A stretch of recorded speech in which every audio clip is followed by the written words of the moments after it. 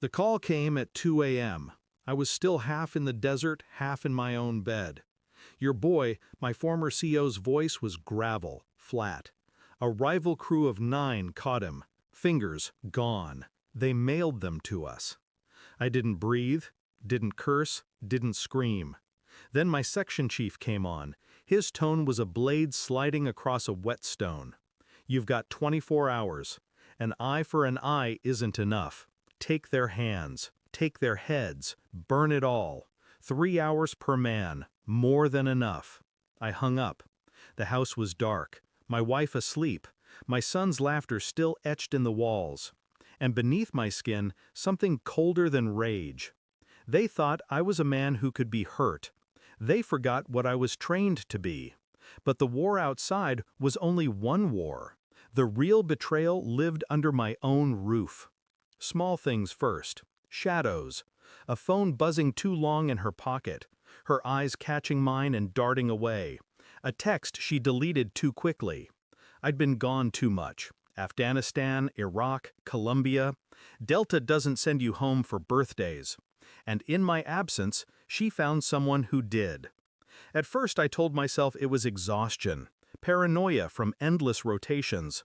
But her voice changed when she spoke my name, like it no longer belonged to her. The son I fought for, bled for, suddenly became a question I never thought to ask.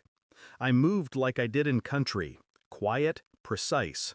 I pulled the phone records. I studied the times, the gaps, the patterns. A second life written in digits. DNA was easier than it should have been. A toothbrush, a strand of hair, a swab pressed against the inside of my own cheek. Cold science, where trust used to live. Days stretched. Each moment with her became theater. I smiled when I wanted to break glass. I kissed her forehead and cataloged the lies in her pupils. She thought she was careful. She wasn't. Every mission taught me patience. Patience is a weapon sharper than steel. The results came back sealed in a white envelope. It weighed less than air. And inside it, the ground under my life collapsed. He wasn't mine. My son, the one they cut, the one they used to bleed me, was born of another man. I held the paper in my hand, feeling nothing. Not anger, not grief, just clarity, brutal and surgical. That night, I slid the envelope across the table. She frowned, confused, then opened it. Her face broke piece by piece. Eyes wide, mouth trembling. The blood drained until she looked like ash wearing skin. "Please," she whispered. I said nothing. I just watched.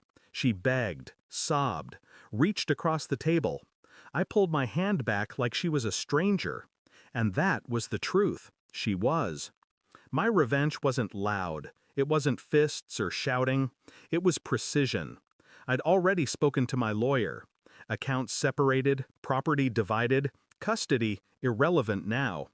She thought she was safe inside the comfort of deception, but I'd been digging escape tunnels for months. When I slid the divorce papers across to her, they landed like a guillotine. "I knew," I said. Her tears froze.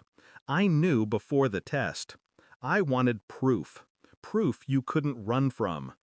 Her sobs turned into screams, pleas into bargains.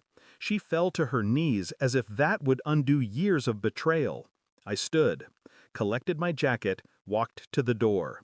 She collapsed behind me, drowning in her own lies. The house was quiet when I left, too quiet for the years I'd given it. I drove into the night, past the glow of streetlights, past the life I'd been tricked into living. I thought of my son. No, her son.